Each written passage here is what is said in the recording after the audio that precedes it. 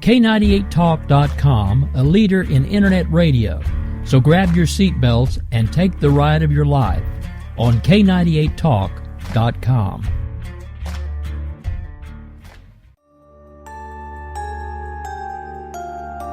Freedom is never more than one generation away from extinction. You and I have a rendezvous with destiny. You know what time it is, so sit back and get ready for the Stafford Voice, your dose of conservative in a world of liberal. 3, 2, 1.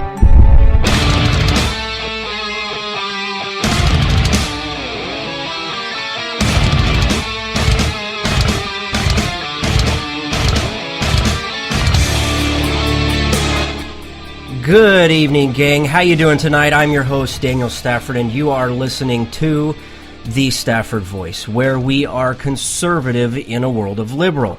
And tonight, that's right, tonight we've got a little bit of a special report. We're talking about the Iran playing catch and release. And we're going to be joined by my co-host for the evening, which is, as you all know him on Twitters, at Army John. So once we bring him on here in just a second, we're going to dive into this whole Iranian deal and anything and everything that has to do with it as we see it right now. So, look, I want you to know that there's all these different ways you can listen, so set this channel as a favorite. Whatever you have to do so you don't get left behind. Because if for some strange, crazy reason you do miss the show, just sit tight. We've got the replay scheduled. No need to panic. I've got you. And in the case you aren't already following on social media, find me over on Twitter's at Stafford Voice. Again, that is at Stafford Voice. Or you can find me over on the Facebooks as well. All you got to do is just search for the Stafford Voice. Be sure to give some love to the station and our affiliates. You can stay up to date with a lot of the ongoings over at thestaffordvoice.com. And without further ado, I would like to introduce my good friend, John. He's going to join us for the evening, and we're going to dump a load of information on you tonight about Iran. John, how are you doing tonight? Fantastic, Daniel. It's always a pleasure to talk with you and to be on the show. Awesome. You know, over the weekend, I think I contacted you over the weekend about this whole Iranian thing because just something didn't smell right. And I think your response to me was, yes, you're right. I mean, there's some big stuff that we've seen collectively, and something is smelling fishy. What are your immediate thoughts? Well, to start off, it's important for your audience to know, I spent 4 years as a civilian operator with the United States Coast Guard, so I'm qualified as a boat crewman. I specialized in radar and ship-to-shore communications, especially with maritime search and rescue before I joined the Army National Guard. So reading through the materials with news articles online, watching the TV broadcast, I said, wow, this is just so wrong here. This is not F Troop or McHale's Navy, and these things typically do not happen with the level of training, with the level of redundancy, not only in vessels but in ship systems, that for a foreign service member to walk on board a United States naval vessel uninvited is extremely bizarre and strange circumstances for what happened as we saw it in the news to happen. I agree. Okay. Before we get too far into this, as members of the military, we're really familiar with a lot of the terms that you may hear tonight. So we're going to try and break them down so everybody understands what's happening. And so first off, what we're going to start out with is, I think we need a quick sit rep, and a sit rep is a situational report. It's basically what we know about all of the events, and then we're going to kind of break things down as we go.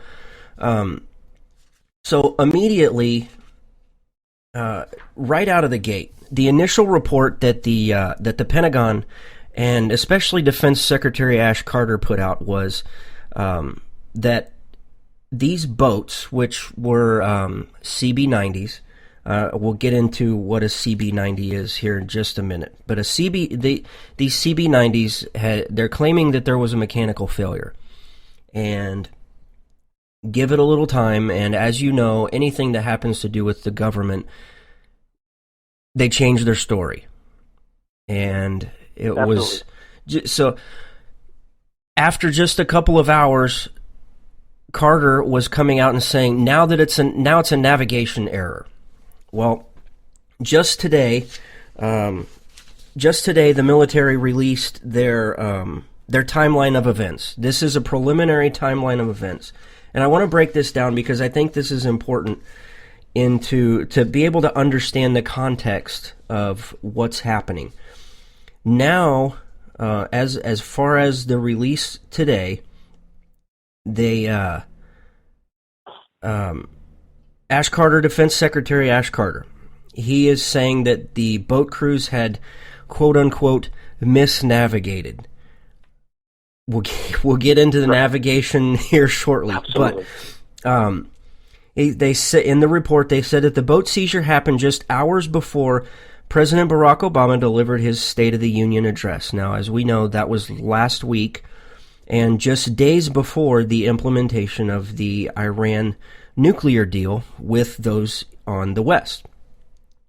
Approximately 15 hours in Iranian hands. Post-recovery inventory of the boats found that all weapons, ammunition, and communications gear was accounted for, minus 2 SIM cards apparently removed from 2 handheld satellite phones. They were traveling in small armed vessels known as riverine combat command boats. They were headed from Kuwait to Bahrain.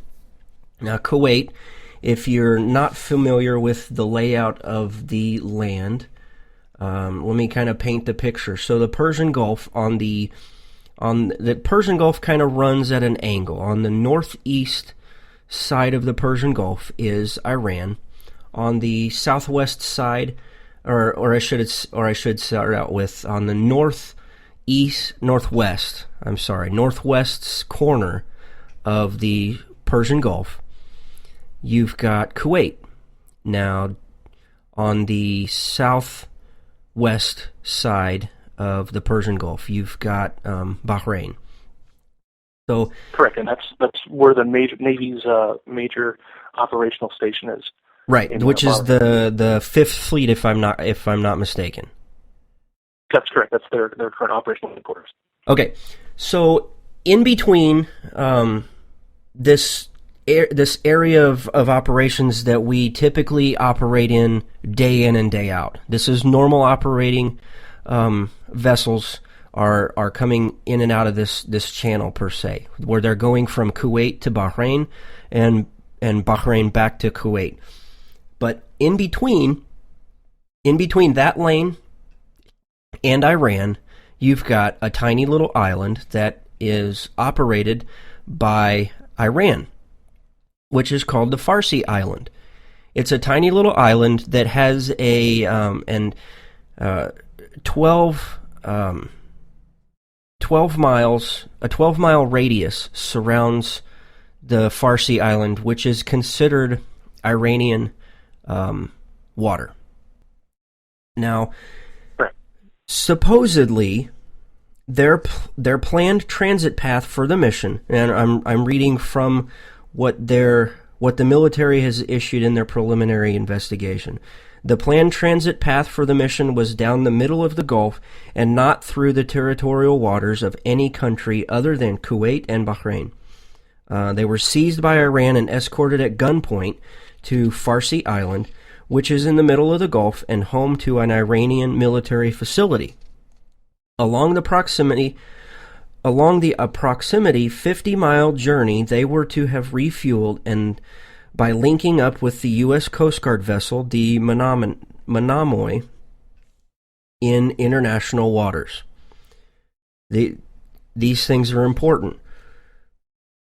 Approximately 10 minutes after the rescheduled refueling, Central Command, which we'll refer to as CENTCOM, Naval Headquarters, at Bahrain received a report that the boats were being questioned by Iranians. About 19 minutes later, the naval headquarters was advised of degraded communications with the two boats. After an additional 26 minutes, okay, so we had 10 minutes, we had 19, we've got an additional 26, so we're almost at a full hour until finally naval headquarters was notified of a total loss of communications with the boats. I completely disagree with that. There's absolutely no way that happened.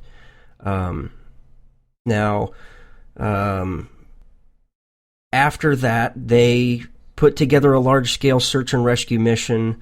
Aircraft from the USS Harry S. Truman, which is a large aircraft carrier, which was operating 45 miles southeast of Farsi Island. They were the main post, I guess you could say, and along with Air Force planes and vessels of the U.S. Coast Guard, the British Royal Navy, and other U.S. Navy vessels were part of this search and rescue mission. Now, CENTCOM's naval headquarters at Bahrain attempted to contact Iranian military units operating near Farsi Island by using marine radios. Now, that's how they were trying to broadcast their information about what was happening in the area, especially around Farsi Island, because the last thing they wanted to do was, I think, cause any more issues with Iran. So, separately, the U.S. notified Iranian Coast Guard units via telephone. Some hours later, which we know was probably John Kerry, Mr. Horseface. He notified his friends in Iran via telephone, and a few hours later, it was roughly 4 hours after the U.S. first heard anything that these sailors were being questioned by the Iranians. A U.S. Navy cruiser, the USS Anzio, received word from the Iranians that the sailors were in Iranian custody. The official account did not explain the reason, only that the crews, quote-unquote, deviated from their planned source. No reference to the navigation error was cited by Defense Secretary Ash Carter that he pointed to last week. It's at quote-unquote, at some point one of the two boats had indications of a mechanical issue in a diesel engine which caused the crews to stop and begin troubleshooting. At this point, they were in Iranian territorial waters, and again, the report quotes, although it is not clear, the crew was aware of their exact location. I'm going to call BS on that whole thing. Now, absolutely. John, explain to us redundancy in the military. I guess that's a good place to start, especially considering we've already pointed to the fact that we've got two boats. Correct. Go ahead. Two of these RCB boats. These are very similar to our 82-foot cutters in the Coast Guard, of which I've operated on one for a year out of Marina del Rey. These systems, for example, lost radio communication. Well, communication from a naval ship happens not only over traditional marine VHF voice communication, but you also have digital communication, like a computer modem that happens over the radio waves, or like the wireless in your laptop, except it's a very long range wireless connection. So there is data whether you're talking on the radio or not. The ship itself is sending electronic data about position, any mechanical or status information that's being sent digital on top of whatever voice communication you may do. And the other asset is, which was considered before, know what Blue Force Tracker is. Blue Force Tracker is the next generation of that with tactical, encrypted tactical information between units, between Navy, Army, Air Force, Marines, Coast Guard. It's a common system in which is digital, so any asset can talk to any other asset, as well as any headquarters or operational authority in the area. So for them to say we lost communication, the only way I think that can happen is they kill the power to the vessel, where nothing has power and nothing is communicating. And that does not make sense. No, it makes absolutely no sense at all, especially considering the redundancy in the military. I keep pointing to our listeners about redundancy because everything that the military does is redundant. You have backup systems for even your backup systems.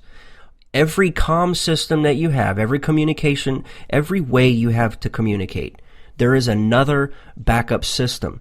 You always have it no matter what. You always have communication between one unit and the next. You also have multiple ways to communicate with each other.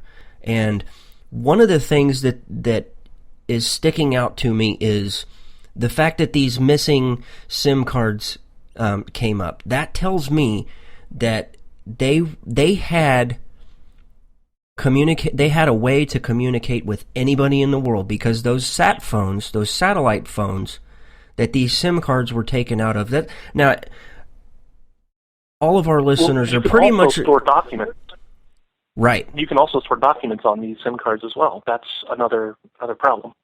Right, because and to explain to our listeners the idea of a SIM card, almost everybody's cell phone out there has a SIM card. Now, your SIM card has all of your contacts in it. It's got mirrored image of everything on your phone. Same thing goes with these sat phones. You've got encrypted information that's mirrored from one system to the next, because that sat phone is portable. It's basically your no matter where you are in the world, that satellite phone is going to be able to communicate with someone unless you take power away from it, and that power is going to be in the form of a battery per se, or if you take out the SIM card. So, correct. And go ahead. I was just saying that units deployed, issues with any communications equipment, everyone has a sat phone. If you've watched the movie Lone Survivor, that was the saving moment when the lieutenant got on the sat phone and called in for an evac. You know, if every redundant system on that vessel fails, you always have your sat phone. Or in addition to any portable communication, electronics, sync GARs, or whatever other portable communications devices, there is an extremely rare situation where you would lose, unless you're in a cave or a tunnel with 20-foot thick granite walls. You know, you should be able to communicate. Right, and I mean, so many people have put up video of these guys being on. They're there with their hands behind their heads. They're on their knees. So, here's what I want to point out. There's one video out there that's I think probably the most telling. It gives us two bits of information. One of them we'll touch on later, which happens to do with the weapons that they had. But there is a video out there that shows multiple communication systems in a rack where you've got different types of radios that are allowing you to communicate with various types of other units, whether you're talking because the Air Force has different communications than land units, as far also with Mariner units as well. Correct me if I'm wrong? No, that's spot on. We all have our respective commo systems within each branch. And then there are commo systems to those commo systems that allows other branches to communicate through liaisons and coordinators. Right. Okay, so I just wanted to clarify that because it's been a while, correct. So you have to excuse me on some of these. So let's go back to the idea that they tried to push from the very get-go, and that was they had a mechanical failure. I'm not buying the mechanical failure idea. We've already disputed the idea that there was no way they lost communication. There's absolutely no way they could have lost communications. They had to have had some way to communicate. Absolutely. What bothers me more, Daniel, is the sequence of events that happened in what you specifically mentioned. Let's run through that. We have a mechanical engine failure. I've been through 2 mechanical failures on patrols for the Coast Guard. I was 12 miles out.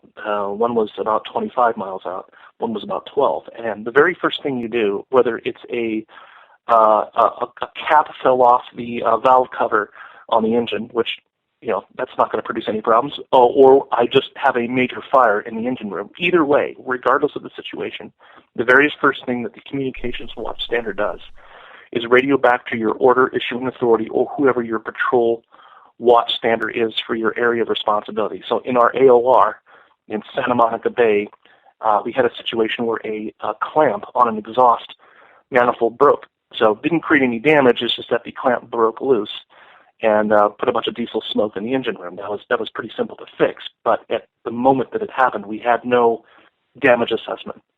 So the first thing we had to do was call into our sector watch standard and say, hey, we have a mechanical issue, we're assessing the damage. And then there's procedures that you do on top of that. Is anybody injured? Are you taking on water? Is there any threat to life and safety? So the fact that there was an assertion that one of the vessels experienced a mechanical problem with a sister ship within a few feet of it, and then there was no communication to any watch standard at Bahrain or in Kuwait or a local Coast Guard vessel that had just completed a fueling mission. That was probably their area of responsibility watch standard, their AOR watch standard, was that vessel. So for them to have a mechanical problem and nobody know about it that's a violation of just about every seamanship protocol I can think of. Aside from the fact that these vehicles were signed off by somebody with enough authority to sign off and say that these two vessels were mission capable. Yeah, I mean, even all the way down to the lowest of vehicles, which is what probably right now would be the Humvee, or even a trailer for that matter. You go through checks of is this capable, is that capable, and if it tries to eliminate any problem that you will encounter before you go out into the mission and go under operation. So the idea that a mechanical breakdown, look, stuff happens, I admit that. I mean, I've been out there when a vehicle breaks down, but again, one of the first things you do if your vehicle breaks down is you radio somebody and you let them immediately know what's happening. And correct. One of the first things that happens is somebody will dispatch somebody to your location and hook onto you and get you out of there. If correct. You are that's a perfect example. So I want to point out that if you're operating in an area like this where you know the Iranian naval fleet is out there and they're out there causing as much trouble as they can, because that's what Iran does. They like to go out and they like to spit in your face. They just want to instigate an issue. So that's why these ships are never sent out by themselves, even from the smallest even to the biggest. There's always somebody else out there that's got their six. So these two vessels, if one of them had a failure, whether it was mechanical, navigational, or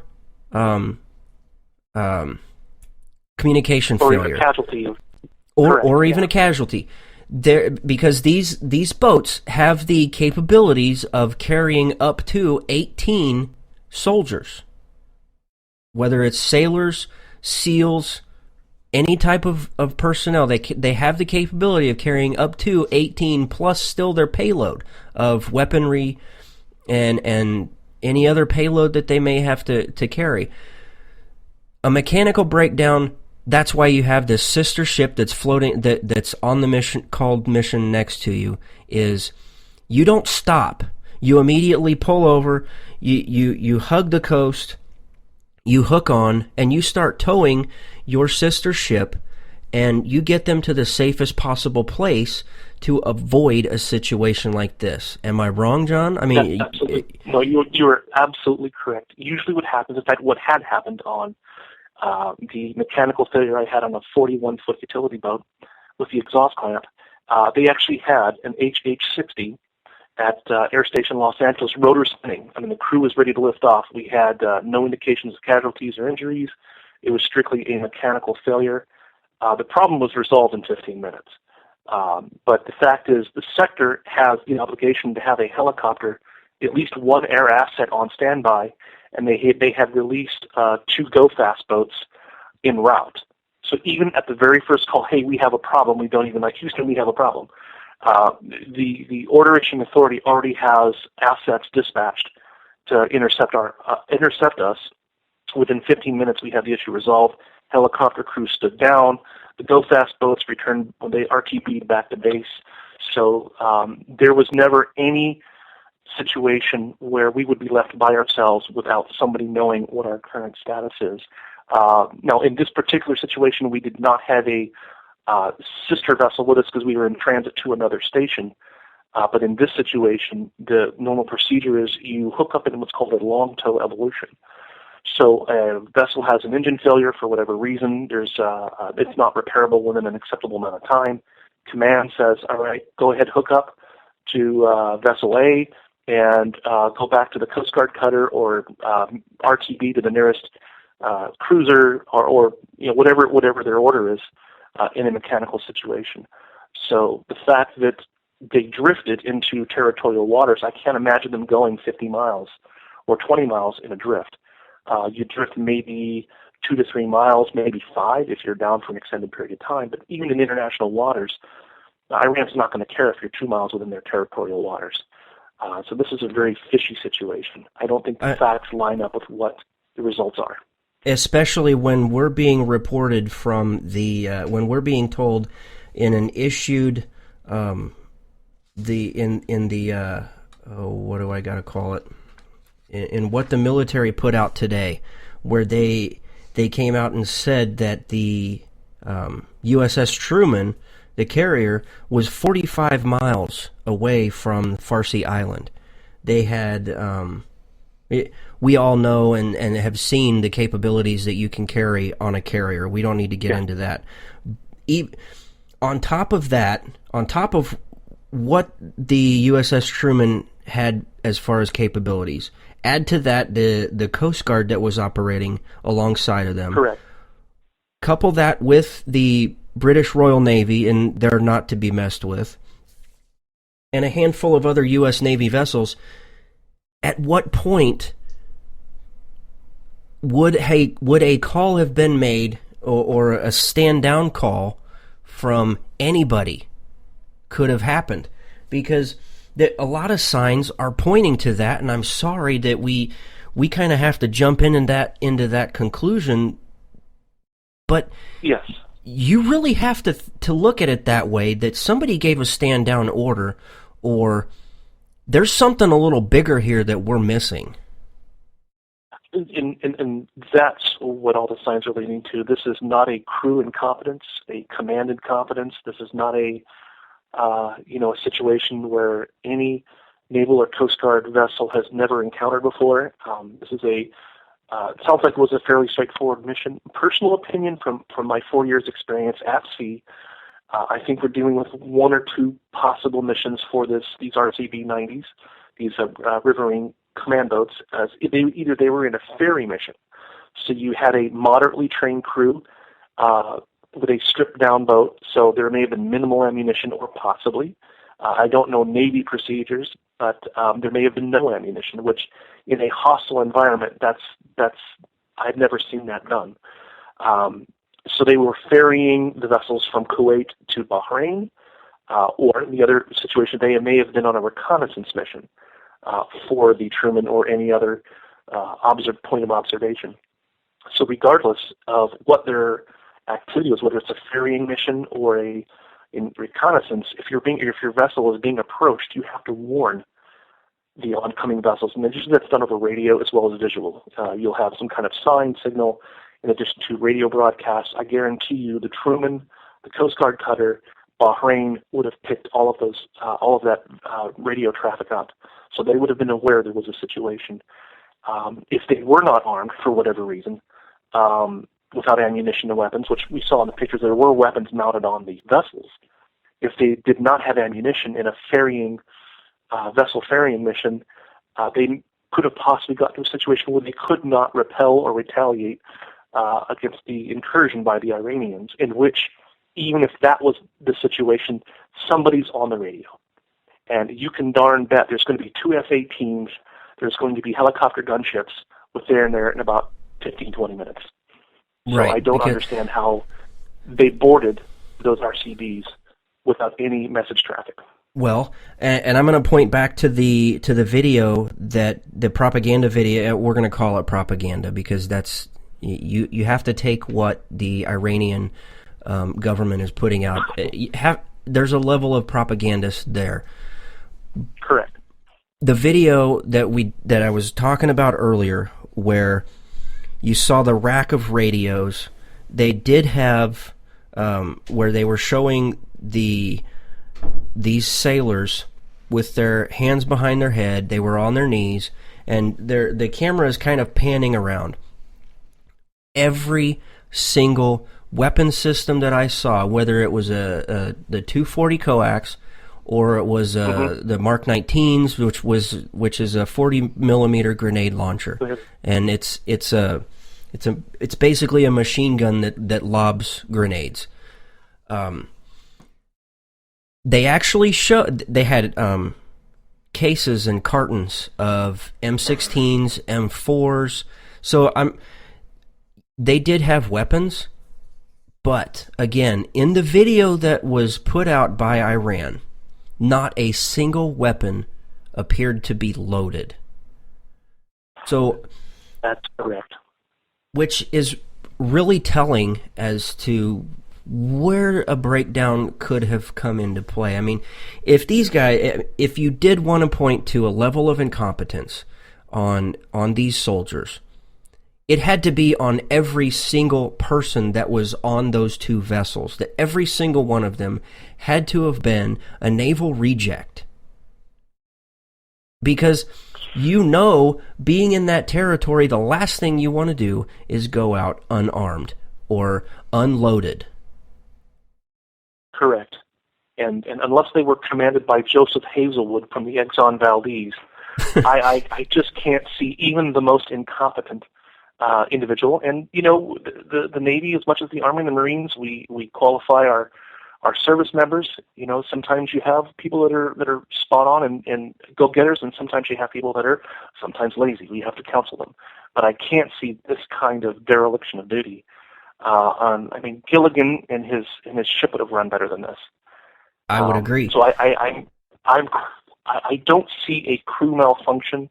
I don't see a command malfunction in either vessel or this flotilla transiting either an ferry mission or a reconnaissance mission. I just don't see how they could be caught off guard by. If you look at the Iranian vessels in that same video, these were vessels you could buy at Bass Pro Shop or Outdoor World. These look like modified Bayliner fiberglass hull vessels with a single outboard engine. It looks like they had a aluminum roof rack on it with some gear, but these guys were carrying AK-47s, possibly RPGs. It's hard to say. I wasn't there. But a .22 caliber pistol could penetrate the fiberglass hull on these boats. So you take the fire power, stopping power, the 7.62 coaxial machine gun like the M240 or the Mark 18 grenade launcher. The 2 or 3 shots, these boats are sunk. It's you might as well have a balsa wood canoe. I don't see how a crewman could not load a weapon in less than a minute and be on station and ready with their zone of fire to take out any threat. That just boggles my mind. So these weapons must have been disarmed after the video. Before the video was taken, they must have disarmed the vessels, right, unloaded the weapons. I can't see them leaving port with at least one M240 with a magazine or a case on the gun ready to fire. I don't see that happening. Well, and you talk about rules of engagement, and we all know that the last thing we want to do is go out and incite anything. But Iran is not afraid to. So, correct. Everybody on those 2 vessels knows the last thing they can do is shoot at a ship that tries to approach them. You have to do everything in your power to be diplomatic and cause a stand down from your opposing force, which happened to be Iran at this stage. So let's fast forward into the timeline, and let's talk about the them actually getting captured, because there's still a lot of question about what is happening here.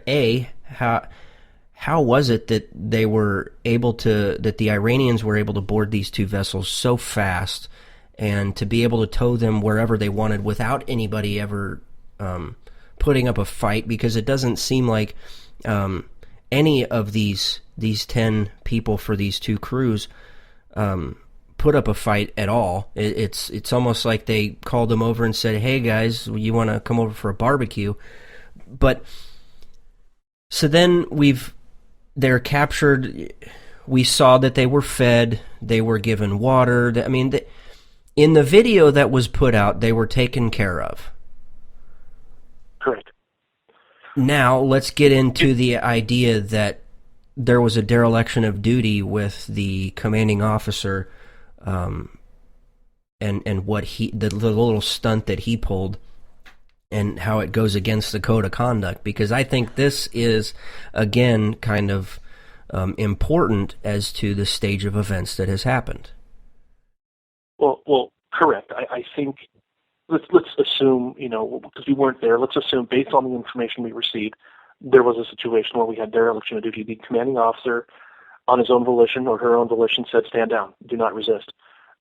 Even if you had a completely unarmed vessel with no weapons, you can beat somebody back with a cushion pretty hard, and then you can knock someone off a boarding vessel pretty quickly. The height difference between these Bayliner type personal fishing vessels and these RCB-90s, somebody would have to lower a ladder or assist the boarding crew members onto the RCB-90s. So to repel a boarding crew is pretty darn easy to do this. So if it was not a surrender, or not a capture, but it was a invitation to come aboard, that makes a lot more sense than it was to have a situation where you had a crew who could not repel two, possibly three of these Iranian vessels, 2 to 3 crew members each. They may be able to hold 4, but the numbers that we're not talking are very small in a situation where you'd have to defend your vessel. Okay, so thankfully, from the timeline of events, we know that they were released. Correct. And from the video that was provided, one of these soldiers, which is being told to us that he was the commanding officer, he was the one in charge, and he gets on and apologizes for what happens. Yes, which is also another violation of code of conduct, as well as the Geneva Conventions, with videotaping and broadcasting our prisoners of war. And we all know that the U.S. military is the only one that follows the Geneva Convention. Iran is correct. The last thing they're going to do is follow the Geneva Convention. I personally would remove the idea of the Geneva Convention out of this, because it's not really. I mean, as far as I've been educated, the Geneva Convention only plays into the whether there is a hostile situation where there's a theater of war. So I think if we remove the Geneva Convention and solely focus on the code of conduct, there's something big. Can you break down the code of conduct for our listeners and kind of where this commanding officer went wrong? Well, if this was indeed a local decision by the commanding officer, he did violate the code of conduct, which has several different manifestations in each branch, but the bottom line is, in this situation, is you do not surrender. You will take on every effort and every resource in your capability to defend your position, your troops, in this case a ship. You have that obligation as a commanding officer and as an enlisted sailor. This is a major issue with U.S. property, intelligence collection, You can go on and on why we would do that, but the point being is you don't surrender a vessel, especially to a foreign power, or to any power. You have an obligation to protect the lives of your men, your sailors in this case, and defend the property of the United States. So that was not taken. That's taken very seriously, to the point where a violation of this results in a court's martial and discharge. These people I guarantee you, these sailors and officers are not promotable if they indeed took this on as their own decision. They made that decision locally. These people are in a whole lot of trouble. I would agree. I mean, even looking at I had to pull up the code of conduct here. I'm doing the same thing. There's two of them that I want to touch on. The second one that fits this, the second code of conduct is, I will never surrender of my own free will. If in command, correct, I will never surrender the members of my command while they still have the means to resist. That's one of the big things. I mean, we've seen the video, and no, there's absolutely no way that the military goes out on a mission without having a way to defend themselves. It doesn't matter whether it's a friendly situation or not, they always have a means to resist. That was a breakdown right there. But here is the big one, and it's the fifth one. There's 6 parts to the code of conduct for our listeners out there, for the armed forces. And number 5 is, and we've actually seen this throughout history, where back in Vietnam we had a prisoner of war who was he was being videoed, and in front of the camera, he's doing he's sending Morse out code with his eyelashes. Right, he's doing Morse code by blinking. So there is a higher level of competency by those in the military. Number 5 right here, when questioned, should I become a prisoner of war? And we'll say that they are not prisoners of war, even though Iran probably treated them in a propagandist way. I am required to give name, rank, service number, and date of birth. I will evade answering further questions to the utmost of my ability. I will make no oral or written statements disloyal to my country and its allies or harmful to their cause. That right there will get my blood boiling. I mean... Well, and not to take a rabbit hole here, but that is the crux of what our issues are against Sergeant Burkbell and his capture. That is what he is standing court-martial against, not only just desertion, but violating that particular article of the Code of Conduct, and in addition to resisting capture wherever possible. You have that obligation. So you may be captured, your unit may have been in an undefendable situation, but you have the obligation to resist, escape, evade, and survive. That is or SIRI as we call it, that's an obligation on every military member. It's infuriating that not even one of those crew members had the gumption to stand up and say, is this really happening right now? We need to fall back, and we need to protect what we've got here, because there's sensitive material on those vessels, and we've got to put up a fight, not only for us, but for our country. I mean, if these guys are approaching you with Iranian flags, the last thing I personally would want to do or want to see to any of my crew members is to fall into the hands of Iran, knowing that they've already got 5 or more people that are wrongfully imprisoned in country. We've got high-level people in Washington that are basically going against the will of the American public and basically saying to the international community, I don't care, I want to make a deal with Iran. That's a whole different level. A whole different level. Yes, and I think that is the big picture behind why this crew voluntarily surrendered. This was not a capture situation. I don't even believe there was a conflict.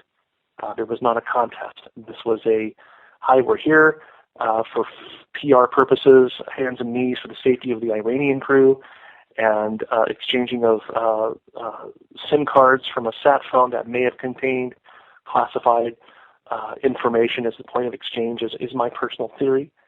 As you and I have talked earlier in the week, there are a lot of parallels between the excuses given at the Benghazi event with changing situations. It was a result of a video. Before that, the excuses that the State Department has given are this formula seems to be taking place in this case. Oh, it was an engine malfunction. And we've proved that, okay, if that was the case, there are so many redundancies as well as procedures and practices that crews train every year.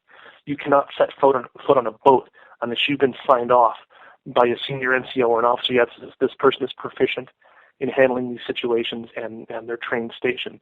The second thing is the navigation. There's so many redundancies between Blue Force Tracker, multiple GPS devices, including personal GPS devices each crew member has. To be way off course, there's alarms that sound on your GPS when you're off course. So I think these two reasons have been pretty paper thin. So the pattern here, as I just described, seems to be coming from one specific person, or at least one specific person's in charge of this, and that would be Valerie Jarrett. We talked about this a little bit last week. Some articles that I've read recently have unraveled how Valerie Jarrett made decisions in the Situation Room when the president was not present.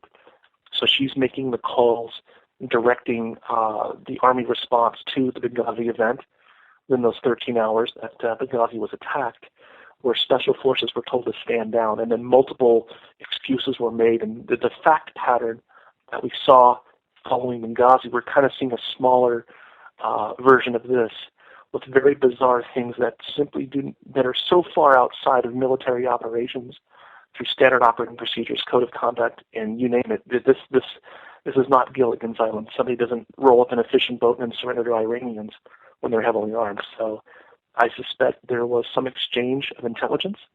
As we know that Valerie Jarrett is her heritage is Iranian. She's a U.S. citizen, but her heritage is Iranian. She comes from a communist. Her parents were very avid supporters of communism. So I think that may be unraveling here in the coming weeks. What's your thoughts on that? I completely agree. I think that there is a level of there is a line of history with Valerie Jarrett that untouched.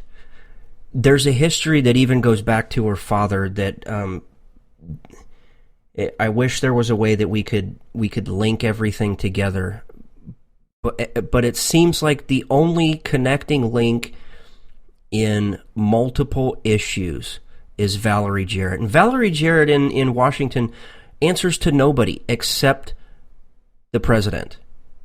She answers to nobody except Obama. I mean, she receives these intelligence reports and then filters them to Obama. She basically, I think, is being given a free rein to do whatever she wants, because this sounds a little bit conspiratorial, but if things start to fit, you almost have to say, I'm going to keep my eye on my tinfoil hat over there, because at some point I may have to cover my head just in case. But Valerie Jarrett. Well, you've heard of Occam's razor. The simplest explanation is often the right one. Right. So let me offer the simplest explanation here. Valerie Jarrett has family ties to Iran. Valerie Jarrett is the only go-between between the president and anybody else in the international community. Even John Kerry reports to her. She is in the middle of everything. If there is something going on, you can point to Valerie Jarrett and she's going to know. You look at Benghazi, she had an idea of everything that was happening. She probably issued the stand down order. I haven't looked at any of the intel that's come out on it, but I guarantee she had a finger in it. At what level? Absolutely. At what level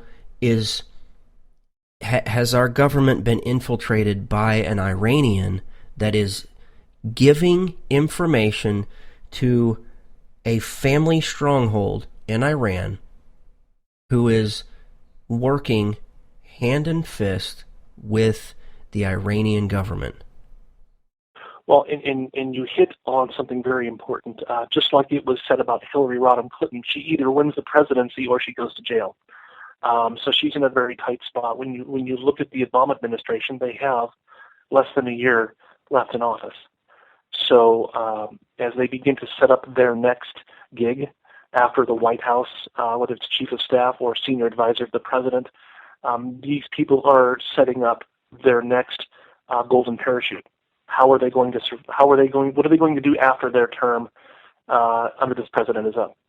And so I think we're going to see more of this throughout this year as the time draws closer for President Obama to turn the reins over to the next U.S. president, which, for God's sake, I hope it's not Hillary Clinton or Bernie Sanders. Oh, God, I hope not either.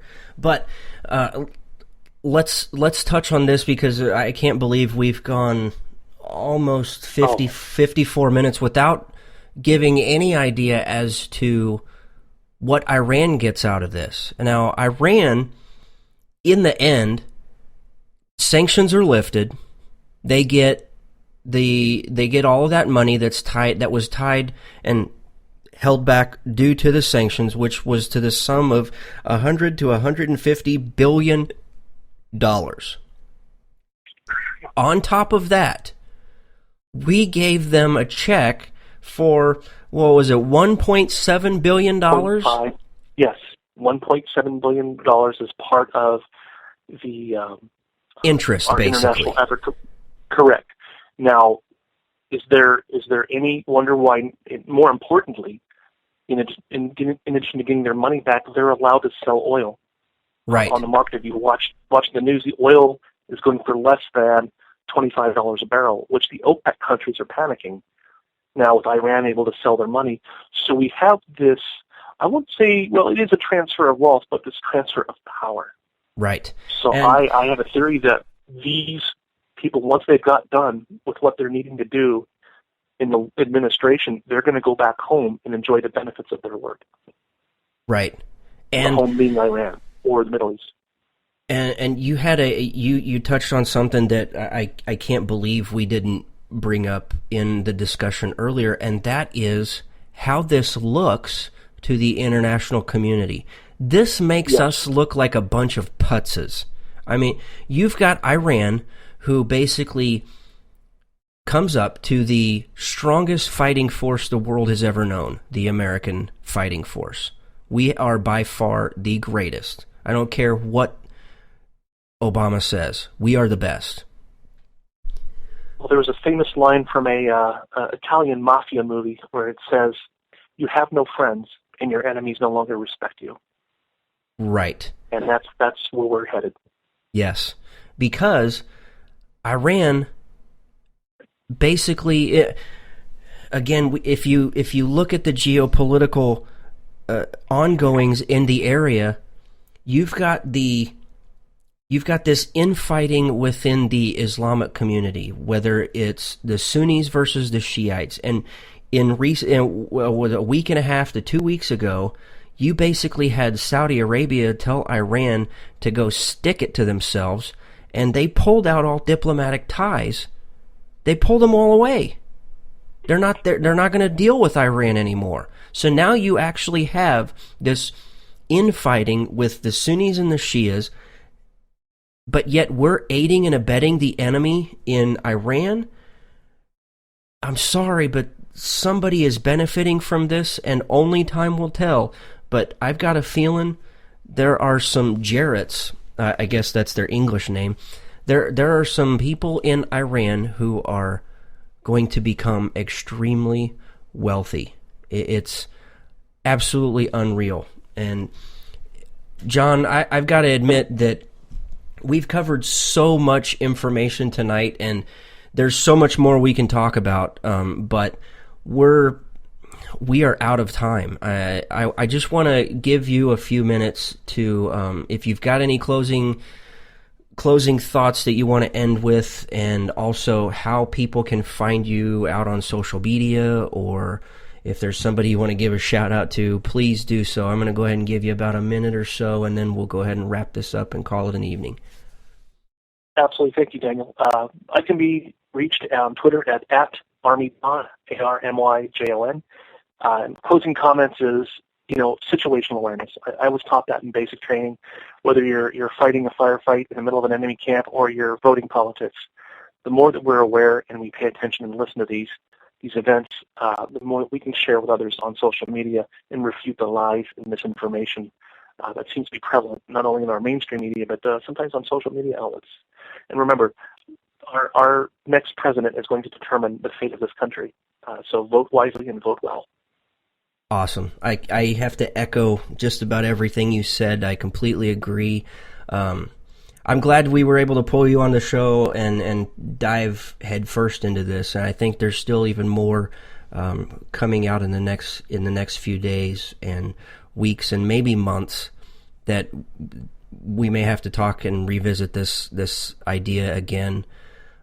But ladies and gentlemen, you've got to stay aware, you've got to stay alert, and you'll stay alive. The more armed you are with knowledge, the more armed you are as a citizen. Please share some of this stuff with your friends and family. They've got to know about this stuff. That is, unfortunately, all the time we've got for tonight. God willing, we will return Thursday night, 9 p.m. Central, 10 p.m. Eastern, on the same bat channel, same bat time. You can follow me on Twitter at Stafford Voice.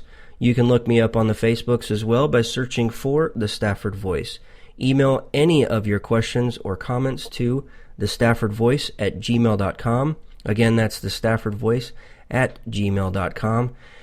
And thank you so much for your time tonight, and until next time, thanks, and God bless.